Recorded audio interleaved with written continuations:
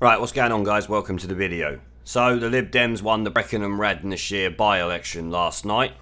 Obviously because the Brexit Party and the Conservative Party stood against each other when the Remain alliance stood together. So now we have to question, do the Brexit Party really want to help Brexit? Or are they actually trying to go for a general election? Because Nigel Farage would have known in advance that the Brexit Party stand-in was always going to stop the Conservative Party winning. And then we also have to factor in that for some unknown reason, the Conservative Party decided to use the same guy who had already been convicted of fraud and booted out. Like, that is questionable. Even though, in his defence, the guy got a fair amount of support, but the Brexit Party obviously took like 10% of the vote, which would have been a 7% majority had it gone the other way and Brexit Party not been involved. So we now have to question why Nigel Farage did that. Because he wants Brexit. Boris is aiming for a no-deal Brexit, apparently, which is what Nigel Farage is supposed to want. So questions definitely need to be asked. But in this we got a clip of Joe Swinson's interview with the BBC this morning, so let's start it off.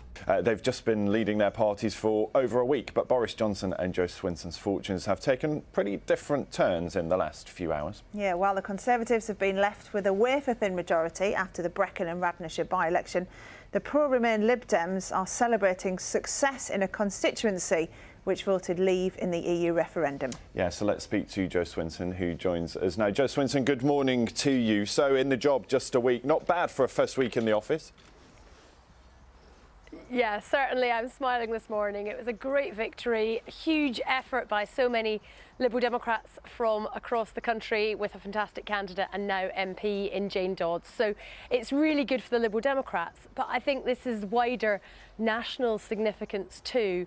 Not only does it cut Boris Johnson's majority to just one and show that there isn't a mandate for his no-deal Brexit, this also shows hope to people in this country that they don't have to settle for that choice between Boris Johnson and Jeremy Corbyn. There is a more positive alternative available, the Liberal Democrats. You say it's a great night for your party. On paper, yes, a victory is a victory, but nonetheless, the Greens and Plaid Cymru stood aside to let you campaign on this platform. And there was still an overall majority for parties that were backing Leave. This is not a huge anti-Brexit movement by any stretch. Well, first of all, I do genuinely say thank you to Plaid and the Greens, and I've been in touch with their leaders this morning to express that personally, because they put the national interest first and stood aside, and I think that is to be welcomed, and that cooperation and working together has worked in this case. We have a first past the post voting system. This is a voting system which I want to change, and if the Conservatives or anyone else who has for years been extolling the merits of first past the post now wants to come to the cause of electoral reform, I tell you the Liberal Democrats are going to be very up for making sure we have a voting system where every vote counts. But we are working in the system that we have, and we have won a victory with a 12% swing, overturning an 8,000 majority, and this comes off the back of our best ever local election results and storming victories in the European elections, where we beat both the Conservatives and the Labour parties to our best ever European election results too. So this is a sustained pattern of Liberal Democrats winning again on the up. It's interesting, you use the phrase working the system. Many voters will look at that and they see the deals that you did with Plaid and with the Greens and think you are working the system. This is not democracy, this is you doing deals with other politicians to get what you want. I want to have a different voting system, but we work within the system that we have. And, for many years, the Conservatives have said that that is the best system, and they can't turn around now and say they don't like the result and, therefore there's something illegitimate. We have a first past the post voting system. We do want to reform it, but it has elected a Liberal Democrat Member of Parliament in this constituency, which, as you say, voted leave in the referendum, but where people are hugely worried. We're here on the Raw Welsh showground, where farmers have been talking about their concern that Boris Johnson's plans for Brexit will mean devastation for the rural economy here. 40% tariffs on lamb exports, a third of which Welsh lamb goes to the European Union, and we're talking about that in just a few weeks' time, and the government has no answers. So it is not surprising that people here have sent a very clear message to Boris Johnson that he needs to change his plan. The Prime Minister says he will not call a general election, but it really feels like we're in general election territory. They're wearing hard hats and high vis and visiting factories and talking about infrastructure spending. But I wonder, Joe Swinson, whether you want to fight a general election right now, because after the end of October, if we've left the European Union, we don't know anything about any of your domestic policies. All we know about the Liberal Democrats is that you want to stay in the EU. Well, I'm absolutely up for a general election. I'm campaigning for a people's vote to stop Brexit because that is the most urgent challenge our country faces. But my point is that if the general election comes after we've left the European Union, what platform can you stand on? What do you stand for?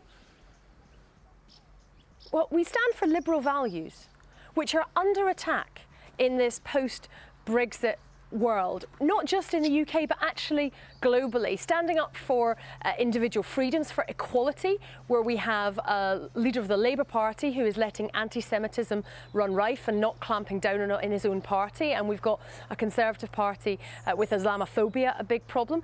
I'm standing for internationalism, for the recognition that immigration is a good thing, that we should be welcoming the contribution that different people make to our society. These liberal values are under attack like never before, and that is one of the reasons why we see a resurgence in the Liberal Democrat fortunes. Yes, it's partly about Brexit, but why do we want to stop Brexit? It's because we are internationalists, because we think that if we want to tackle the problems of the climate emergency or international terrorism, we need to work with our closest neighbours across countries in order to do it. That is why we want to stop Brexit, and that is why the Liberal Democrats are about so much more than Brexit, and that's why tens of thousands of people are joining us.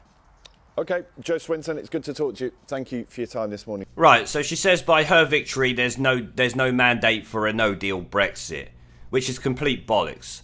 Brexit Party votes, if they were combined together, would have stomped the Remain vote. If the Brexit Party didn't stand, as I said at the start of the video, then this situation wouldn't be occurring. The Lib Dems wouldn't have won, the Tories would have won, and that would have been the end of it. I mean, on the other side, you could also say that if the Tory party didn't run, which was never going to happen, they needed to because they wanted to keep their majority, the Brexit party would have won. So this is something you have to take into consideration. The Brexit party is working against the Tory party, and the Tory party is working against itself, but slightly more understandable. They held the seat, they had to rerun. I love how she points out how much of a great success the Lib Dems were in the EU elections, claiming they beat the Tory party and the Labour party. Of course, completely omitting the fact that they lost to the Brexit party, a party that had been around about 5 weeks at the time, if memory serves.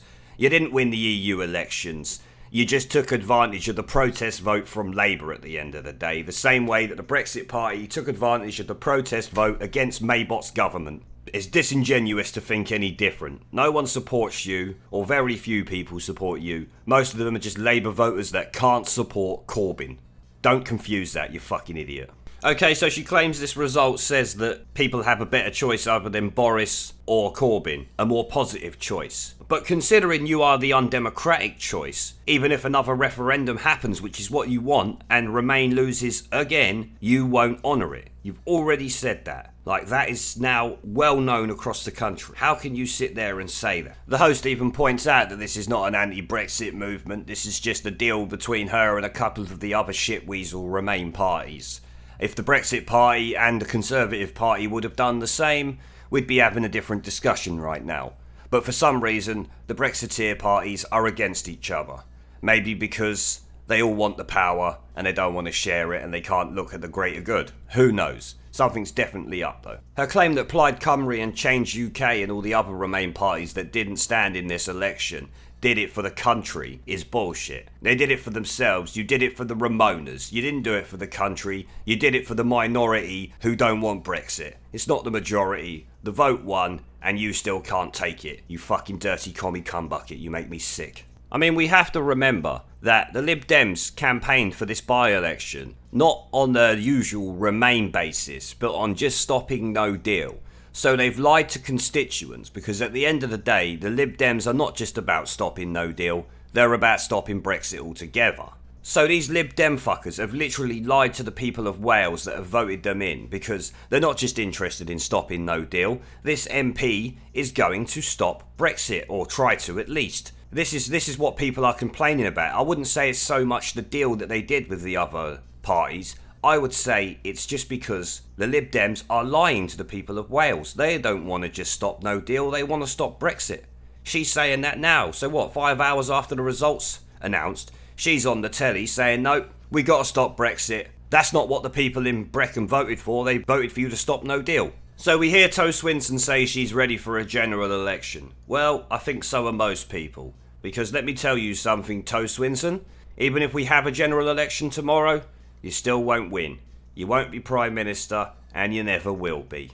At the end of the day, your people's vote is going to fail like your party. The Tories and Labour will still beat you in an election, even with Corbyn there.